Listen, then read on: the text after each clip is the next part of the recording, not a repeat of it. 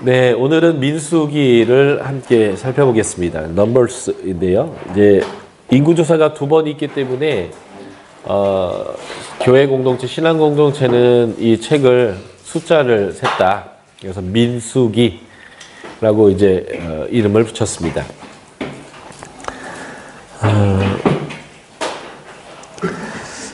그만큼 이제 교회 공동체가 민수기를 이해할 때 백성들의 숫자를 센 이 부분이 굉장히 중요하다라는 것을 이제 의미한 거죠. 이스라엘 백성들이 하나님의 군대라고 가장 많이 일컬어지고 있는 모세오경 안에서 가장 많이 일컬어지고 있는 부분이 민수기입니다.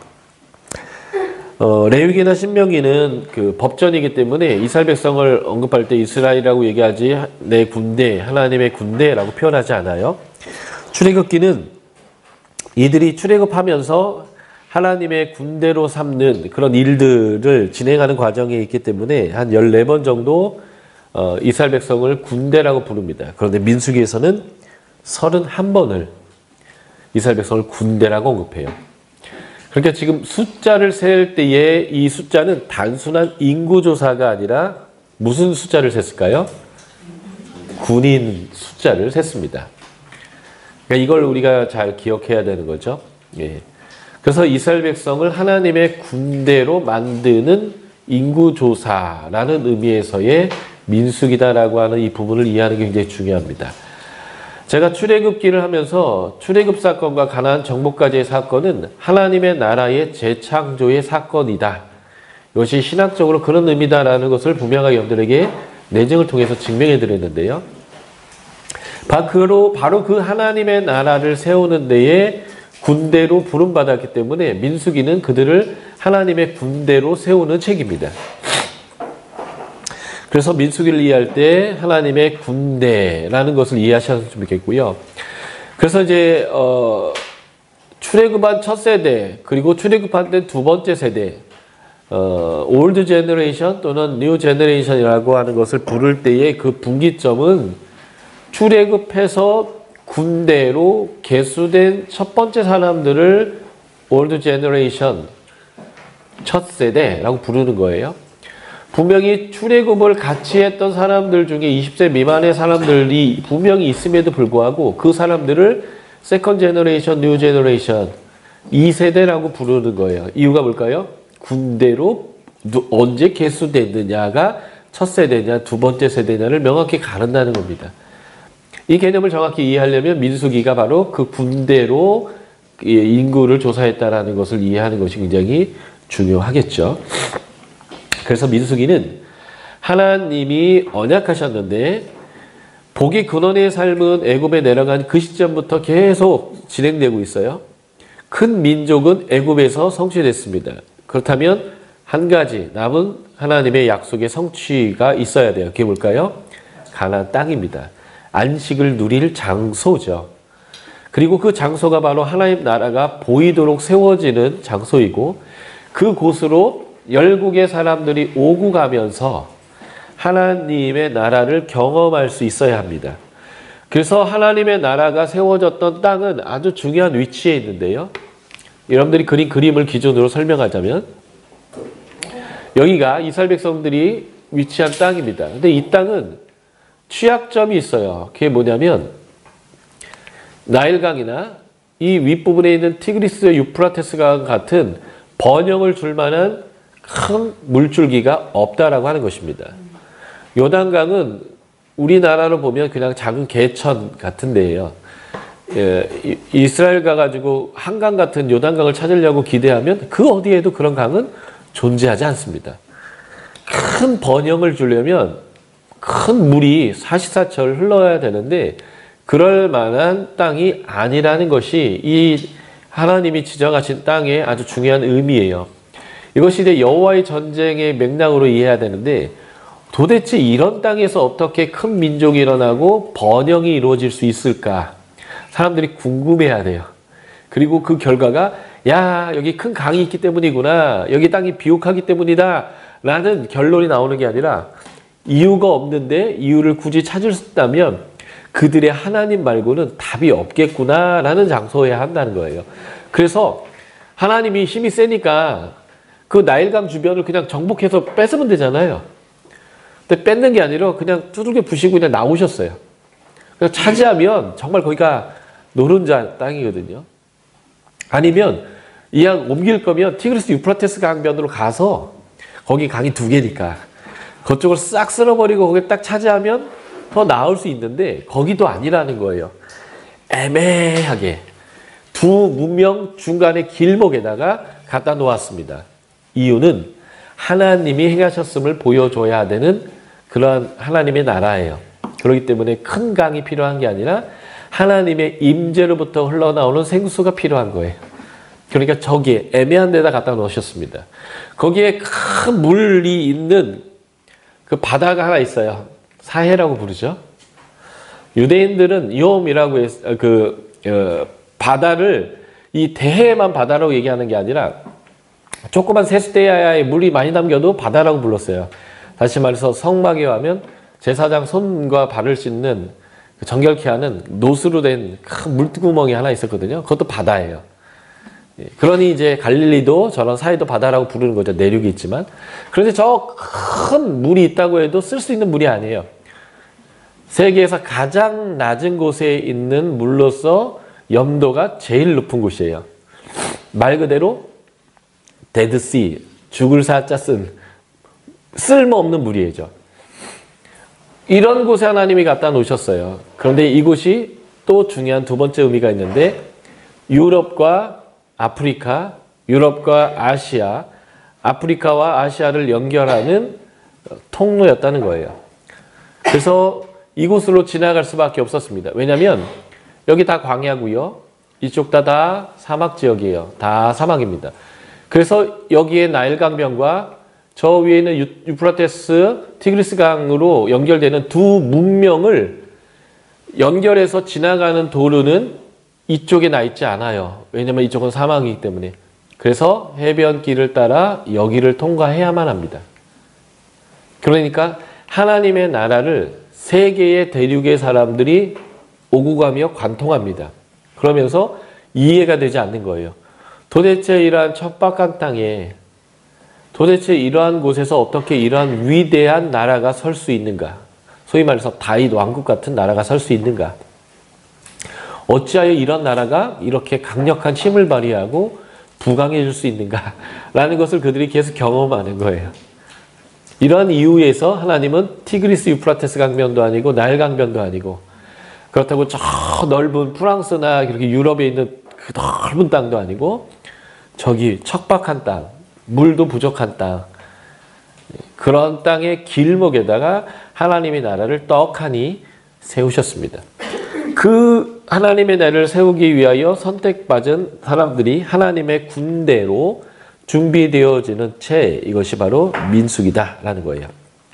그래서 민수기는 하나님의 구원, 언약의 실행을 하는 책인데 안타깝게도 여기서 그 백성이 하나님과 어떻게 관계하고 하나님에 대한 믿음을 가지고 순종하느냐 아니냐에 따라서 그 하나님의 나라가 빨리 오는가 천천히 오는가 라고 하는 이 속도의 차이가 이 민수기를 통해서 이제 보여지게 되는 것입니다. 이 민수기는 히브리어의 성경에서는 광야에서이거든요. 광야는 하나님이 이스라엘 백성을 훈련시키기 위한 장소였습니다. 이 훈련의 목적은 그들이 할 수 없는 것, 할 수 있는 게 아무것도 없는 것, 그곳에서 하나님으로 말미암아 모든 것이 가능하다라는 것을 훈련받는 장소였습니다. 그래서 이스라엘 백성들의 군사훈련은 진법훈련이나 무기를 효과적으로 사용하는 방법이나 명령체계에 따라서 효과적으로 어떻게 움직여 나가는지에 대한 훈련이 아니었고요. 하나님을 신뢰하는 훈련이었습니다. 그래서 이제 신명기에서 분명히 얘기해요. 이 신명기에서 분명히 얘기했던 내용을 예수님이 40일 광야에서 시험 받으셨을 때에 사단을 쫓아내는, 사단을 이기시는 말씀으로 그대로 예수님이 사용했거든요. 40년 광야의 훈련과 40일 광야의 훈련의 연관성. 그래서 예수님이 사단의 시험의 첫 번째 내용이 이것이었죠. 네가 하나님의 아들이거든 돌 이것쯤이야 떡으로 만들어 먹는 거 일도 아니니까 너 지금 배고프니까 사실은 금식했으니까 만들어 먹어라 라고 했습니다. 그때 예수님은 신명기의 말씀을 인용하셨는데 사람이 떡으로 사는 게 아니고 하나님의 말씀으로 산다. 이걸 잘못 적용하면 배고프면 금식하고 배고프면 기도해서 배고픔을 면해라 이런 의미로 잘못 적용할 수 있는데 그게 아니라 네가 노력하고 수고하고 먹고 살려고 하는 것보다 하나님의 말씀에 순종하여 살 때에 훨씬 더 효과적이고 잘 먹고 잘 살 수 있음을 네가 배우라는 거예요. 그렇기 때문에 아무것도 내가 할 수 없는 것, 아무리 내가 수고하고 노력해도 얻을 수 없는 그곳에조차도 하나님의 말씀을 순종했더니 40년 먹고 사는데 아무 문제가 없었다라는 것을 경험함을 통해서 이들이 야, 어디 있느냐의 문제가 아니고 무엇을 먹고 사느냐의 문제가 아니라 하나님의 말씀에 순종하는 것이 최고의 삶의 방법이구나라는 것을 훈련하기 최적의 장소가 광야였다라고 하는 거예요. 바로 그래서 이스라엘 백성들이 군대로 훈련되는 가장 중요한 방법은 하나님을 하나님으로 인정하고 신뢰하고 그분의 말씀에 따라 군대적 삶을 사는 것, 이것을 훈련하는 장소가 바로 이 민수기이고 그래서 이 민수기는 그 광야에서 이루어지는 일입니다. 그런데 안타까운 것은 그 광야에서 이루어지는 훈련은 짧았어요. 예. 1년 반 정도, 맥시멈 1년 반 정도 하나님이 디자인했는데 사람들이 그것을 40년짜리 훈련을 만들었다는 거예요. 국가에서는 군대로 의무 입영할 때 요즘 20개월 하나요? 어떻게? 저는 24개월 했는데 더 오래 하셨죠. 예, 제가 군대를 갔더니 그 전에 들어왔던 선배들이 특명받아서 조금씩 줄여가면서 나가더라고요. 근데 되게 오래 하셨어요. 근데 어쨌든 이렇게 국가에서 딱 정한 기간이 있어요. 짧은 기간이 있는데 국가에서 그 정한 기간 안에 제대를 해야 되는데 계속 사고를 쳐가지고 계속 그 영창에 가고 계속 이래가지고 1년 반, 2년이면 제대를 해야 되는데 40년 동안 군대 생활하는 그 사람들이 지금 이 이스라엘 백성이라는 거예요. 하나님을 신뢰하고 하나님의 방식으로 살았으면 딱 국가에서 정한 만큼 하고 제대했을 건데 40년을 군대 생활했던 사람들이 있다는 거예요. 그리고 그 군대 생활에서 제대를 어떻게 했냐면 하나님의 약속한 땅으로 제대를 한 게 아니라 죽어서 하나님이 주신 그 땅을 누려보지 못하는 불명의 제대를 이제 했다라는 거죠. 그래서 여기서는 순종이 얼마나 중요한가. 군대는 순종이 정말 핵심이에요. 왜냐하면 군대는 정상적인 사회가 아닙니다. 군대의 목적이 뭔지 아세요? 나라를 지켜내는 건데 그러려면 누군가를 죽여야 됩니다. 누구에게 총도 쏴야 되고요. 수류탄도 던져야 되고요. 군대가요, 사람에게 못된 거 가르쳐요. 어떻게 사람을 찔러 죽일 건가? 어떻게 잘 맞춰 죽일 건가? 그래서 폭탄을 어떻게 잘 던져가지고 효과적으로 많이 죽일 건가? 예. 요 따구 거를 가르치는 데가 군대거든요.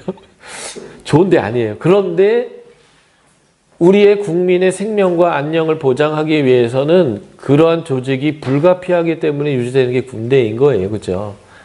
사실 그러니까 군대는 어떻게 보면 필요악과 같은 존재인데 지금 이스라엘 백성은 하나님의 나라를 세우기 위한 군대로 이 부름을 받았어요.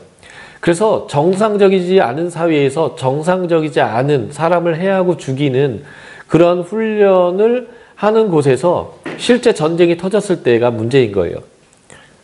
자, 쏴라 하는데 다 무서워서 총을 이렇게 겨냥하고 쏘는 게 아니라 붙지도 않고 막 이렇게 쏘고 술탄을 던져야 되는데 불불불 떨다가 떨어져가지고 자기네 편 죽이고 막 이러거든요. 그래서 굉장히 엄하게 명령체계를 세워요. 그래서 말 안 들면 심하면 때리기도 합니다.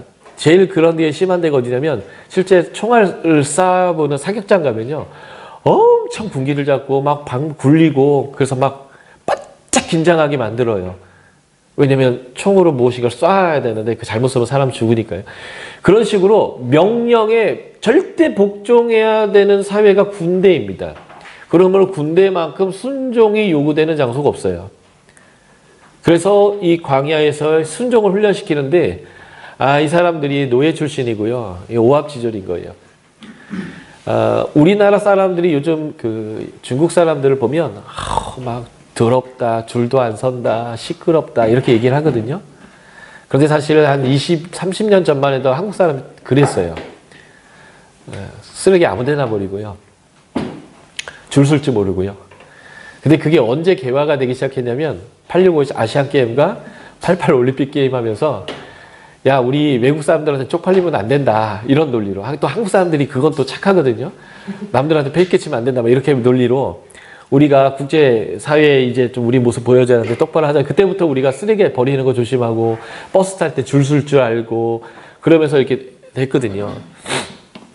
사실 우리가 이렇게 질서를 잡아가는 게 쉽지가 않은 거예요. 이스라엘 백성들은 지금 광야에서 그 군대로 훈련되면서 하나님의 백성의 질서를 잡아가고 있는데 문제는 노예 생활을 하다 보니까 그런 걸 잘 모르는 거예요. 그러다 보니까 하나님을 신뢰하고 하나님 말씀대로 움직이는 것을 잘하는 게 아니라 조금만 불편하면 입에서 불평이 원래 이게 주도적이고 이게 내가 해야 할 일이고 이것이 옳은 거고 이런 가치를 움직이는 사람들이 아니다 보니까 조금만 불편하면 불평하기 시작하는 거예요. 오합지졸의 모습을 계속 보이는 거죠. 그래서 지금 광야에서 이런 훈련들이 진행되고 있다라는 것을 보게 되는 것이고요. 여기서 이제 우리가 받는 교훈은 뭐냐면 안식은 질서를 통해서 옵니다. 이 질서를 인지하고 그 질서를 받아들이는 게 순종입니다. 그리고 순종은 하나님을 위해서 무엇을 해드리는 것이 아니에요. 하나님은 우리의 어떤 도움이 필요한 분이 절대 아닙니다. 순종은 내가 행복해지는 방식이고 내가 행복하게 삶을 누리는 태도의 모습 그 자체예요. 부모가 자녀들에게 양치를 요구합니다. 밥 먹었으면 양치해라. 자기 전에 양치해라. 이 양치를 하면 부모의 이빨이 튼튼해지지 않아요. 자녀의 이빨이 건강해지고 그리고 그 자녀가 그 치과에 가서 재앙을 만나지 않게 하는 방법입니다.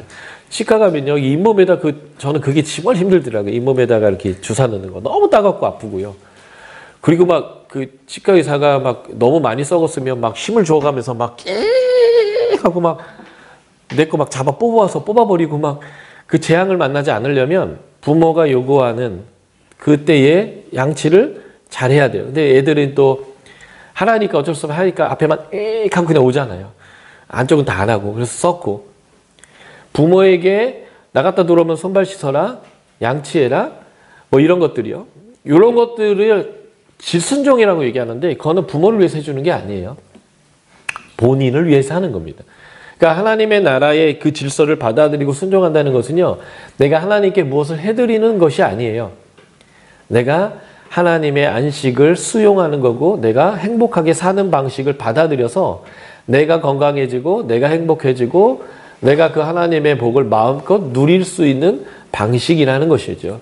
그것을 훈련하는 거예요. 그래서 광야의 훈련은 어떤 군사적 훈련이 아니라 군사임에도 불구하고 순종을 요구하는 하나님을 신뢰하는 것을 요구하는 훈련이었다라고 하는 측면이 이 민수기에서 우리가 배워야 되는 것이고 어떤 면에서 보면 예수의 초림과 재림의 시간들은 우리가 하나님 나라를 이 땅 가운데 쟁취하는 승리의 시간, 군인의 승리의 시간이면서 동시에 이러한 광야 생활이기도 해요.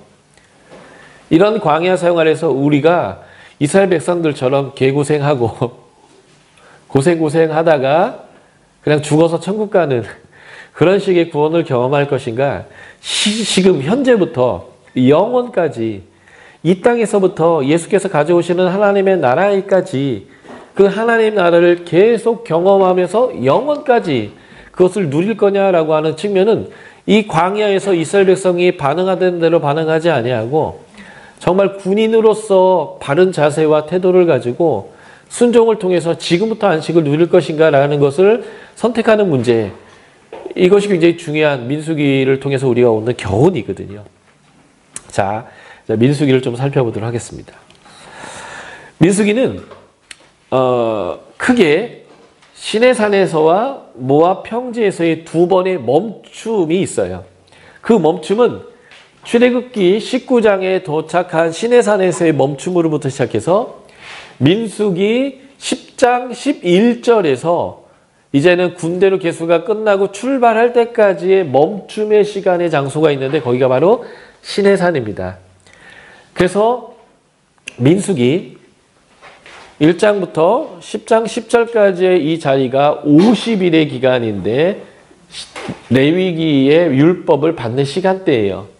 이 시간대에 군대가 계수되어지게 됩니다. 그래서 장소적으로 이 민수기의 구조가 쭉 흐르고 있는데요. 10장 10절까지는 시내산에서 하나님의 군대로 계수되는 이야기를 하고 있습니다.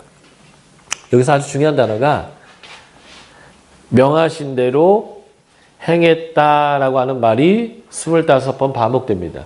명하시는 대로 행하였다라는 결과가 뭐냐면 하나님의 군대가 됐어요. 아주 중요한 것이죠. 예. 그래서 하나님의 군대로서 준비되는 시간이고 이제는 10장 11절부터 19장까지는 그 땅을 정복하러 가는 과정인데 여기서부터 여기까지가 38년입니다.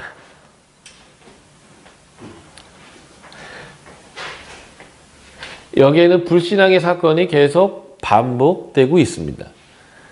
그리고 20장부터가 두 번째 세대들이 일어나는 두 번째 세대가 세워지는 시점인데 이 20장부터 36장까지가 두 번째 세대 얘기예요. 그래서 1장부터 19장까지는 첫 세대, 20장부터 37장까지는 두 번째 세대가 여기에서 구분되어지게 됩니다. 자, 20장을 한번 봐주시겠어요? 민수기 20장입니다.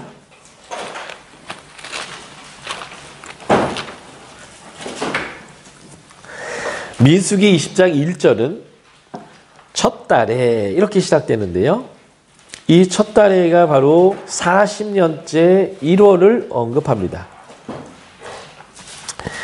40년째 1월에 시작된 이 20장의 얘기는 아주 중요한 세 가지의 얘기로 언급되어져 있습니다.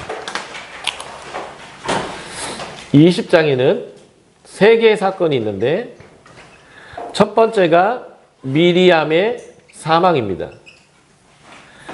그리고 세 번째 사건이 뭐냐면 아론의 사망과 제사장직을 그의 아들에게 넘겨주는 사건입니다. 그리고 이 두 번째 사건이 가운데 있는데 이 사건이 모세 무리바 사건인데요. 이 무리바 사건은 출애굽기 17장에도 있습니다. 하나님과 충돌한 사건이죠. 그리고 그 바위에서 물을 낸 사건인데 무리바 사건이 한 번 더 여기 있어요. 이 두 무리바는 전혀 다른 장소의 무리바예요.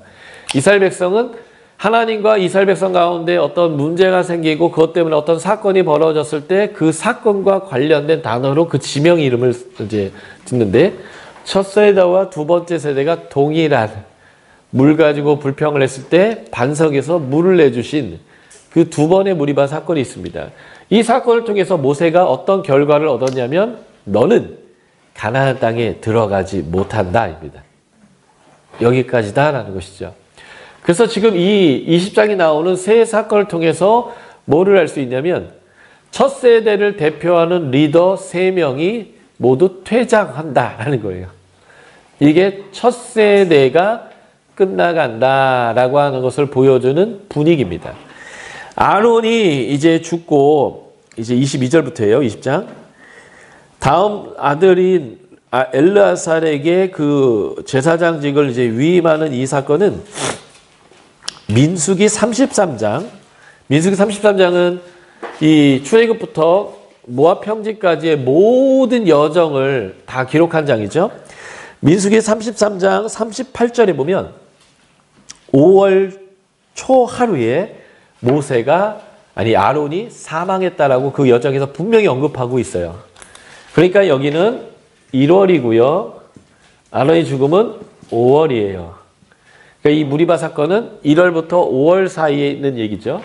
그러니까 20장은 40년째 해 1월부터 5월 사이에 벌어지고 있는 일입니다. 자, 신명기를 잠깐 봐주시겠습니까? 신명기 2장 13절과 14절입니다.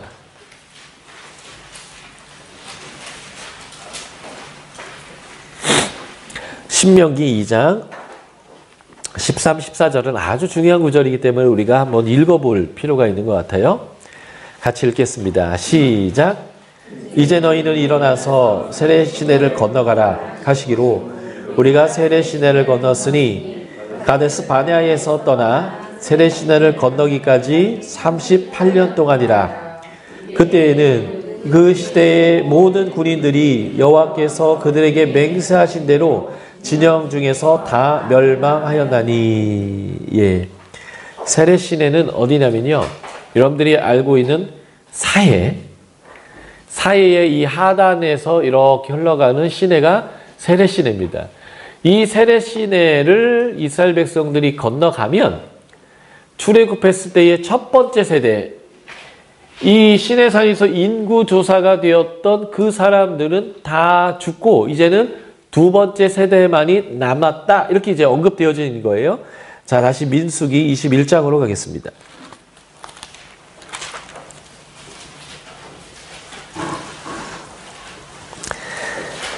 민수기 21장 10절부터는 그들이 이동하고 있는 경로를 설명하고 있는데 21장 12절을 우리가 함께 읽겠습니다. 민수기 21장 12절 찾으셨죠? 시작. 거기를 떠나 세례 골짜기에 진을 쳤고 그리고 거기를 떠나 아모리의 영토에 들어갔다. 그러니까 지금 이스라엘 백성들이 세례 시내를 건넌 시점은 민수기 21장 12절과 13절 사이입니다. 그러니까 이제 민수기 20장은 1세대가 끝나간다 라는 메시지를 새 지도자의 퇴장이라고 하는 문맥을 가지고 설명하고 있고, 21장에서 실제 이 백성들이 세례 시내를 넘어갔는데 이것이 신명기 2장의 표현을 얘기하면 이때 1세대가 끝난 거예요, 완전히. 이제 여호수아와 갈렙 빼고는 다 죽었다라고 볼 수 있는 거죠. 그런데 모세는 있잖아요. 왜 모세는 있을까요? 레위 지파는 군대에 계수되지 않아요. 군대 숫자에 들어가지 않는 말이에요. 그러니까 1세대, 2세대는 군대로 계수되느냐의 개념이기 때문에 레위 지파는 20살 미만의 남자들, 여자들과 같은 그런 거예요. 그러니까 1세대, 2세대의 구분은 명확하게 인구조사의 시점에서 첫 번째 숫자가 계수됐느냐, 두 번째에 계수됐느냐의 문제고요. 그때 계수되지 않는 사람들이 있어요. 그 중에 대표적인 게 레위인들입니다. 예, 그러니까 이제 그렇게 좀 이해하시면 돼요. 어쨌든 제가 뭘 설명드리고 있냐면 민수기 20장, 21장을 기점으로 1세대와 2세대는 분명히 갈라진다라고 하는 것입니다. 그리고 민수기 26장에 가면 민수기 1에서 4장에서 했던 인구조사가 다시 한번 이루어지게 되고 다시 숫자가 세워지면서 하나님의 군대가 다시 이제 준비되어지게 됩니다. 자, 그 중에 우리가 이 10장부터 19장의 부분을 좀 우리가 생각해 봐야 되는데요. 10장부터 12장까지는요, 그러니까 13장 가기 전까지는 이 백성이 하나님의 군대로서 가나안을 정복하기 위해서 진군하는 모습을 보여주고 있는데 그 모습이 굉장히 오합지졸입니다. 조금만 가면 불평해요. 문제를 해결해 주고 조금만 더 가면 또 불평합니다. 내내 불평합니다. 그렇지만 하나님이 그들을 먹이시고 마시게 하시고 그들을 용서해 가면서 가데스 바네아까지 이르렀습니다. 민수기 13, 14장이 첫 세대와 두 번째 세대를 가르는 굉장히 중요한 시점이죠. 왜냐하면 첫 번째 세대가 이제 가나안에 들어갈 수 없는 확정이 이루어지는 장소이고, 그래서 민수기 13, 14장 이후의 시점에 사람들이 이제는 모세오경을 직접적으로 필요로 하는 사람들이 되고 모세오경의 기록 시점이 그 이유가 되게 되는데, 민수기 13, 14장에서 정탐의 사건을 보면 민수기에서는 하나님이 모세를 통해서 정탐을 해보도록 하는 것으로 되어 있으나 신명기의 1장, 2장의 부분에 나와 있는 모세의 40년 후에 디테일한 그 회고에 의한 기록에 의하면 이스라엘 백성이 정탐을 요구합니다.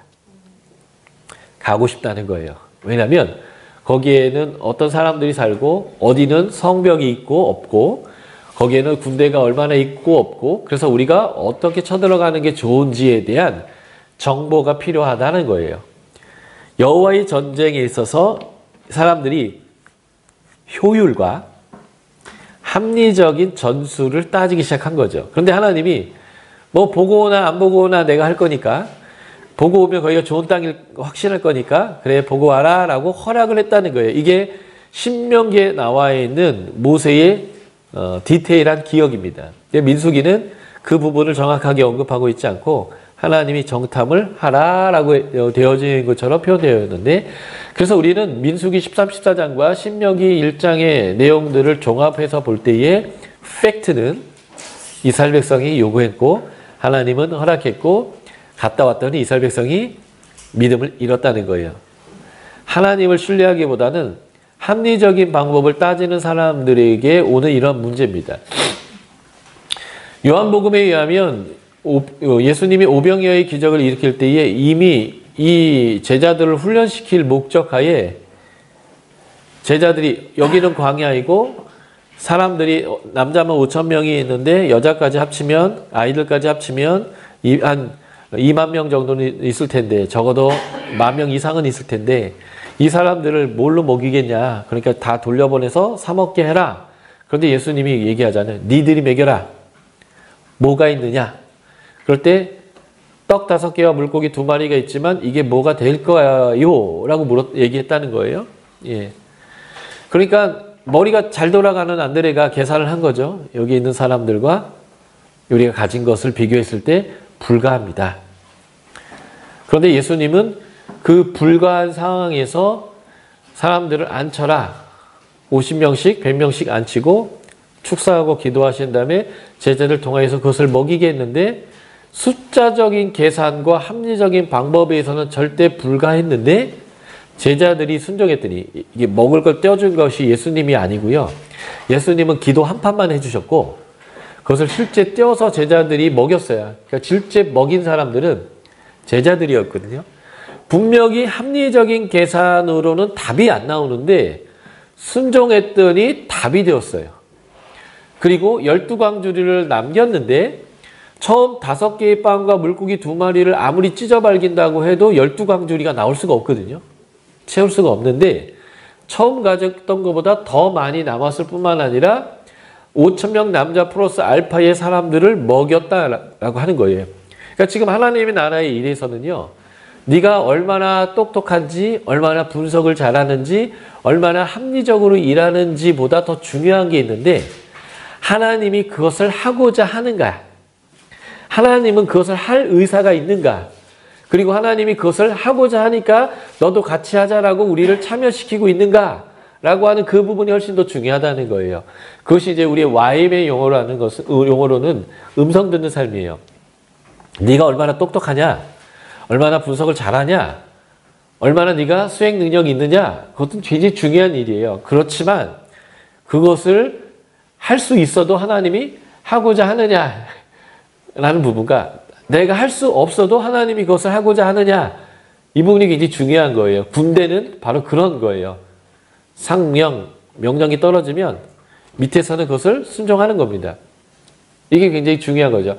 민수기 13, 14장에서의 문제는 뭐냐면 그들의 합리적인 생각이 오히려 하나님을 향한 믿음을 잃게 되는 중요한 요소가 되었다라고 하는 이 부분입니다. 이게 하나님의 군대에서 가져야 될 아주 중요한 관점이에요. 내가 할 수 있느냐? 그거 중요하지 않아요. 이것이 물리적으로 가능하느냐? 그것도 중요하지 않아요. 일상에서는 중요하지만 하나님이 하시는 데 있어서는 물리의 법칙을 넘어서는 분, 모든 것에 주권을 가지고 있는 분, 하고자 한다면 할 수 없는 일이 없는 분이 그것에 대해서 어떠한 의견을 갖고 계시고 어떻게 하려고 하시느냐가 그 합리적인 것보다 훨씬 더 우선적이다라고 하는 부분이죠. 바로 이 13, 14장이 그 부분에 있어서 실패했던 자리가 되는데요. 이 민수기 13, 14장이 언제냐라는 것을 보는 거예요. 민수기 13, 14장은 정탐하는 기간은 출애굽한 지 두 번째 해 5월에서 6월 중이었을 것으로 추정이 됩니다. 그런데 거의 정확해요. 이유가 뭐냐면 이스라엘 백성들이 정탐을 갔다 와서 그 땅의 소산물, 포도, 석류, 무화과 같은 것을 따갖고 왔습니다. 포도가 있는 계절 있죠. 예. 포도, 무화과, 석류를 다 추수를 마칩니다. 그리고 그것을 다 저장을 해요. 그리고 하나님에게 감사의 절기를 드립니다. 그게 무슨 절기라고 제가 말씀드렸어요? 수장절. 그것을 종교적으로는 장막절. 그게 바로 7월이에요. 7월 1일 나팔절, 7월 10일 대속제일, 7월 14일 장막절, 수장절. 그러니까 7월 때가 넘어가 버리면 이스라엘 백성이 정탐을 갔을 때 따올 게 없는 거예요. 추수가 끝났기 때문에. 그러니까 이스라엘 백성이 그것을 따왔다는 것은 추수 전이라는 거고요. 추수 전이라고 해도 열매가 익는 시간이 있잖아요. 그러니까 이 포도와 이 무화과와 이런 열매들이 익어가고 그것을 추수하기 전에 딸 수 있는 기간은 5월 말에서 6월, 7월 초까지인 거예요.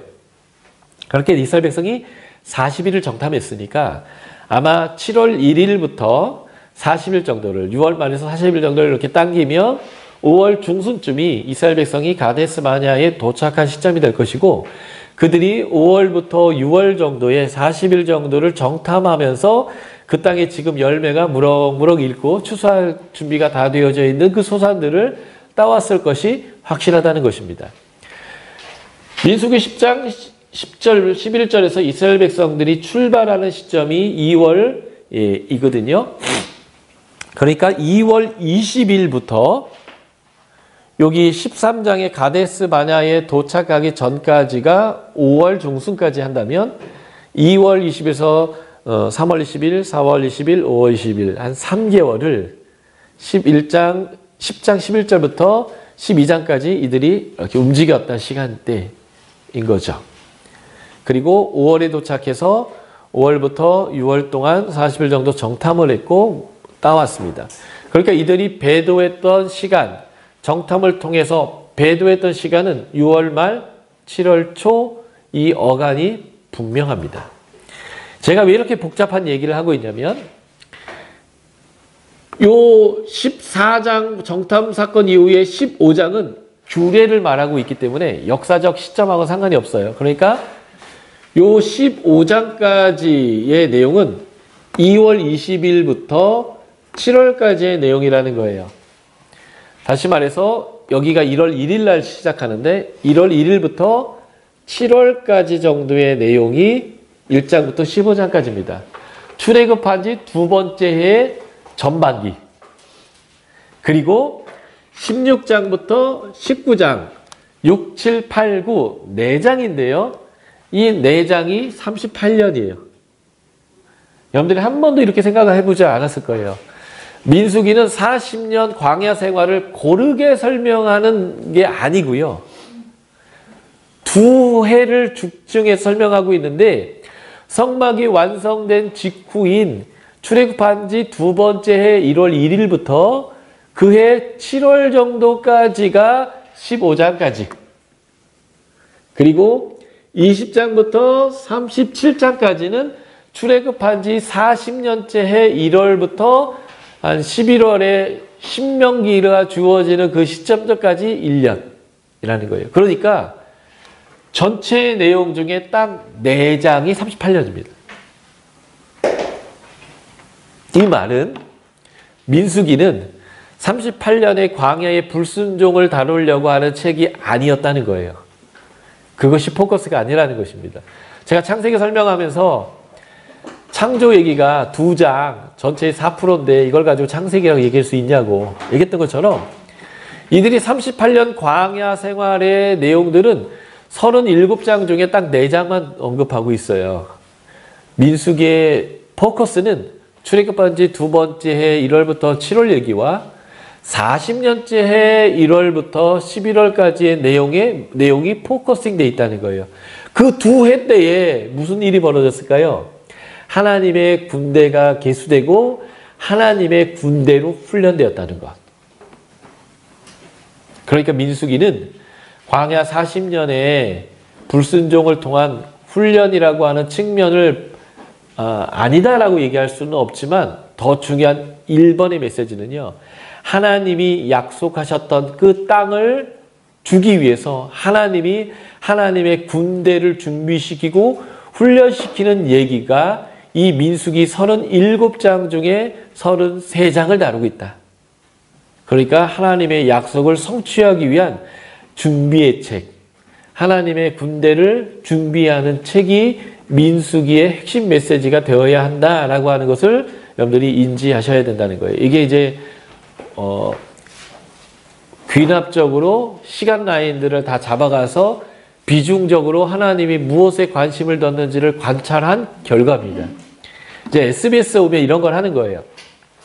스스로.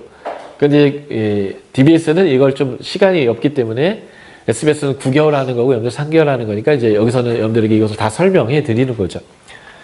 그래서 38년의 시간은 4장인데 38년 동안의 내용을 다 다룬 것이 아니라 중요한 사건 하나를 집중해서 다뤘어요. 그게 뭔지 아세요? 고라당의 반역. 군대는 순종이 아주 중요해요. 명령하면 하다라는. 그래서 권위자에 대한 온전한 신뢰와 순종이 군대의 질을 좌우하는데 이 고라당의 반역의 핵심이 뭔지 아세요? 하나님이 세우신 권위를 인정하지 않는 거예요. 아론, 니들만 제사장 해먹냐? 레위인 고라도 우리도 제사장 해먹고 싶다. 니들만 그러면 안 되지 않냐? 부터 시작해서 이제 고라를 중심으로 한 다른 지파 사람들이 리더십에 도전을 했죠. 그때 하나님은 야, 내가 세웠고 내가 권위를 줬고 내가 함께 일할 사람은 니들이 아니라 아론과 그의 아들들이라는 것을 명확하게 하나님께서 증명하시는 사건이 바로 이 고라당의 사건입니다. 무엇으로 증명했을까요? 말도 안 되는 사건으로 증명하셨죠. 지팡이에다 싹을 나게 하겠다고. 니네들 지팡이 하나씩 다 갖고 와서 내 앞에 내라. 내가 함께 일할 사람, 내가 권위를 준 사람, 그래서 니들이 따라야 될 사람이 누구인지 내가 명확히 얘기하겠어. 근데 그냥 정말 싹이 날 수 있는 어떤 곳에서 싹이 났으면 우연이잖아요. 그런데 지팡이는 말라 비틀어진 것이고 절대로 거기서 싹이 날 수 없는 것인데 거기에서 하나님은 딱 하나의 지팡이에게만 싹을 돋게 하셨습니다. 그래서 명확하게 밭이 내가 분명하게 얘기하는데 내가 세운 사람은 아론이고 그의 아들들이고 그들에게 따라야 한다라는 거예요. 그래서 하나님의 나라가 이루어지는 하나님의 방식, 이 나라의 특징이 뭐냐면 제사장 나라고 그 제사장 나라의 핵심 코어 인력은 제사장이고 그 제사장으로 되어야 될 혈통을 내가 지정했는데 그것은 아론의 가문이고 그들을 통하여 내가 이 땅을 거룩하게 하고 이 백성을 거룩하게 하고 그 거룩한 백성을 통해서 모든 민족을 거룩하게 하는 내 전략을 진행할 거니까 너희들은 그 권위 안에 들어와야 한다. 라고 하는 군대의 명령체계와 권위체계에 대한 분명한 가르침을 얘기하는 게 이 고라당의 사건인데 이게 38년 동안 있었던 얘기 중에 가장 핵심진 여기에서 다루고 있어요. 군대니까요. 다시 말씀드리지만 민수기는 38년을 고르게 다루는 책이 아니라 하나님의 군대를 준비하려고 하는 책. 그런데 이 백성이 그것을 거절했을 때 하나님은 그 백성을 다시 세우는 거예요. 마치 언약의 하나님이 노아의 홍수와 그리고 아브라함을 부르시는 사건으로부터 여호수아를 통해서 가나안 땅을 주루는 이 사건을 저는 재창조라고 표현했어요. 다시 하나님 나라를 세우는 것. 그 재창조의 과정 안에서 보면 이때를 기점으로 하나님의 군대를 다시 재창조하시는 하나님의 열심이 보여지는 겁니다. 하나님은 포기하시지 않아요. 하나님은 상처받지도 않아요. 하나님은 낭망하지도 않습니다. 내 백성이 거절하면 그 다음 세대를 일으켜서라도 반드시 하나님의 재창조에 이루실 거예요. 이유는 내 백성, 나의 창조물인 나의 백성들, 하나님의 백성들, 집 나갔지만 그들에게 하나님을 알리고 그들이 하나님의 질서를 알게 하고 그들이 하나님의 나라 안에서 안식을 누리게 하고 싶어하는 하나님의 창조의 목적 그 자체대로 하나님이 그 구원에 대한 갈망을 갖고 계시기 때문에 그 열심을 갖고 계시기 때문에 하나님은 자기의 백성이 거절을 해도요.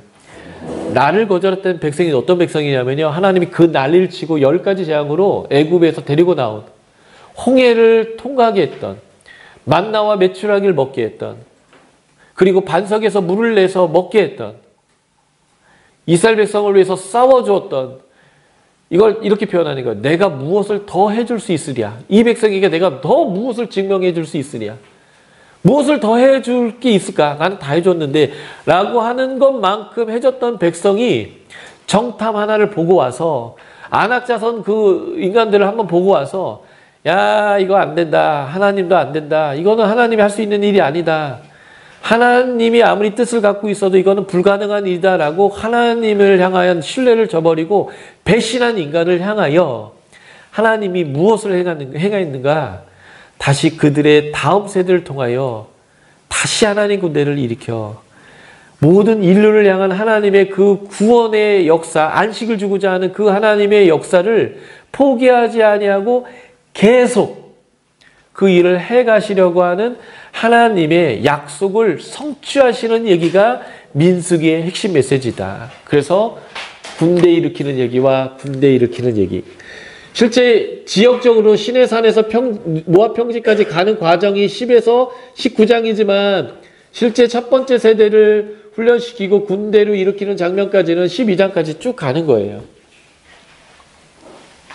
이 하나님의 열심의 책, 약속을 신실하게 지키려고 하는 하나님의 신실함의 책, 그래서 하나님이 숫자를 세고 계시는 책, 이것이 민수기다라고 여러분들이 이해하시면 되겠습니다.